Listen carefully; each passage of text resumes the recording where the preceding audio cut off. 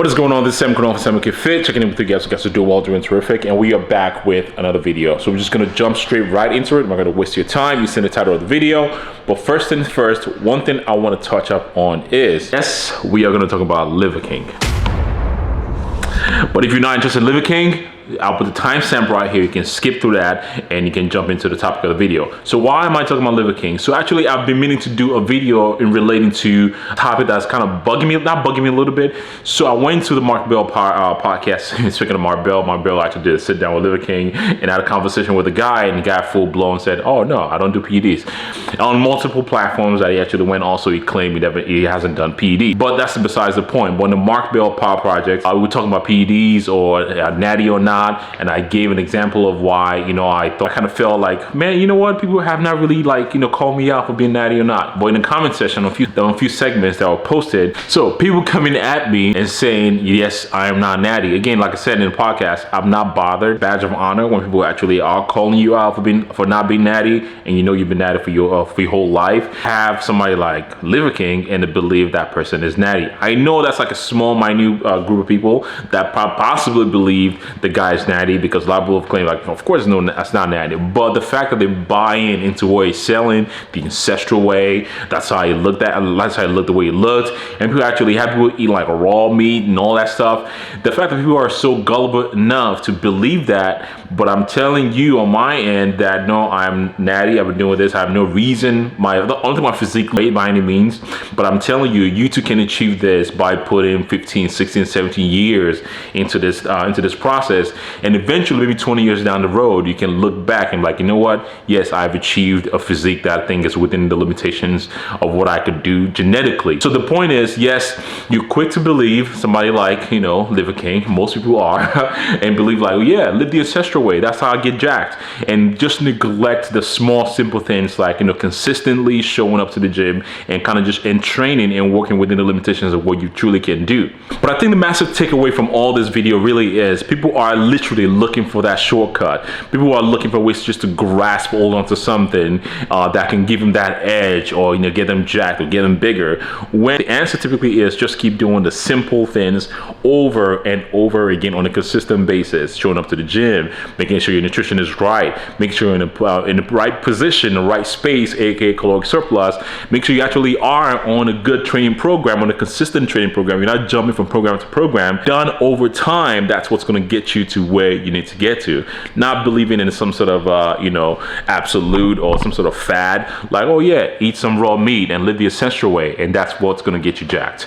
Enough rant. I just want to give my 2 cents on that, and now let's jump into the actual topic of the video. The topic of the video: what is my current split? I don't want to give you my current split. I'm gonna give it to you, but I just don't want to do that and just have you go by your way. I want to talk about the topic of people still looking for what a good split should be. So I'm gonna give you some guidelines of how you can design that perfect split. Then I'm gonna tell you what my current split is and why my split is the way it is. This is just going to be a general guideline how you should structure your training program based on your training age. And that's a video I want to cover, because it's not as simple as, oh, if you're a beginner, 0 to 1 year, if you're an intermediate, 1 to 2 years, and if you are advanced, 2 to 3 years. It's not just as simple as that, because some of you guys have been training for quite some time, but your habits in the gym still reflects that you're still a beginner. So we can cover that topic. Put a comment in the description, but let's jump back into the topic of the video. So if you are a beginner, you find yourself in that beginner category, you don't need to go to the gym 6 times a week. I know your New Year's resolution is around the corner and you're super motivated. Don't go to the gym 6 times a week. All you truly need is 3 to 4 times a week and some sort of full body variation. You can actually see some significant growth as long as you keep that consistency. If you find yourself in an intermediate group, meaning you've been training from 2 to 3 years or so, you probably need somewhere between 4 to 5 sessions per week.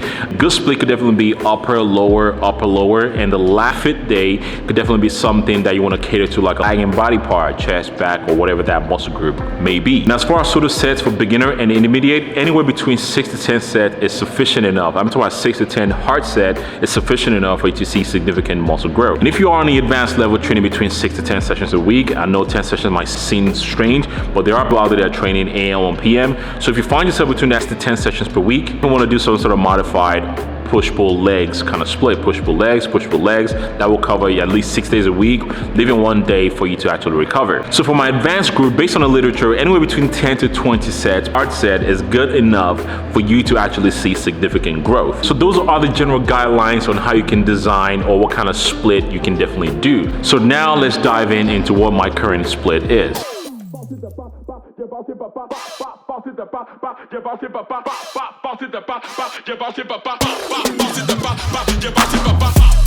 Alright, so I'm busting out my phone just to be as accurate as possible. So my training split is an hybrid split, meaning I'm running and I'm strength training at the same time. So running piece, let me cover that first. I'm running 3 times a week. My running typically starts on a Saturday, which is my longer runs. I just concluded a long run this past weekend, which is a 14-mile run. And that typically allows me, my legs pretty tasked after that run. My next run is usually on Tuesday, which is just a shakeout run, just to get my legs back underneath me. And that typically runs between 4 to 5 miles, slow and easy pace.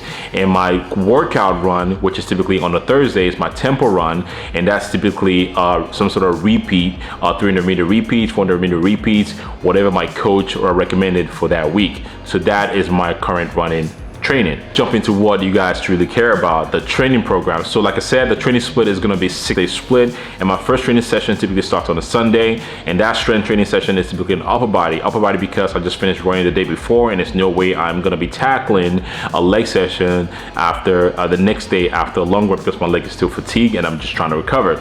So my first session back is typically an upper body workout, so back, shoulders, and chest, and some arms sprinkled in. And the second workout is typically on a Monday. By this time, my leg is already kind of recovered, and that's where I attack my quad focus workout. And by attacking my quad focus workout on Monday, it gives me enough time for my legs to actually recover, to be able to ready to actually get the rest of my run in, especially my long run. So my first Monday is my quad focus day. And when Tuesday comes around the corner, where I'm doing my shakeout run, my 45 miles run, and that's when I'm typically going to be attacking my third training session of the week, which is going to be a back focus workout. And Wednesday comes around the corner, that's when I'm typically tackling another leg session, focusing on hamstring. And when Thursday comes around, that's my speed workout. Again, I schedule that just to make sure I'm not going to be training legs that day. Speed workout, typically you are going to accumulate a lot of fatigue or a lot of lactate. So putting a leg session on a day when I'm doing a sprint workout might not be ideal. So that day, that's when I have my shoulder focused day. And on the 6th day, which is typically on a Friday, it's just a day when I'm going to be doing a lot of mobility, a lot of core work that's dedicated just to make sure I'm fully ready to attack my training session when it comes to Saturday. So that's my 6-day training split for you guys. Hope you guys enjoy that. Modification or some sort of variation of what I'm doing right now is going to be on the app. It's going to be live in about a week or so. Link in the description if you can sign up for the sign up sheet in case you want to be notified when that app is live. That's the video for you guys today. If you guys enjoyed the video, if you have, give this video a thumbs up. Share with your friends that might just be looking to mimic some sort of resemblance of what a good split should look like, that might be able to enjoy that. And as always, I appreciate you guys for tuning in. SAMOKFIT, and I'll see you guys on the next one. Peace.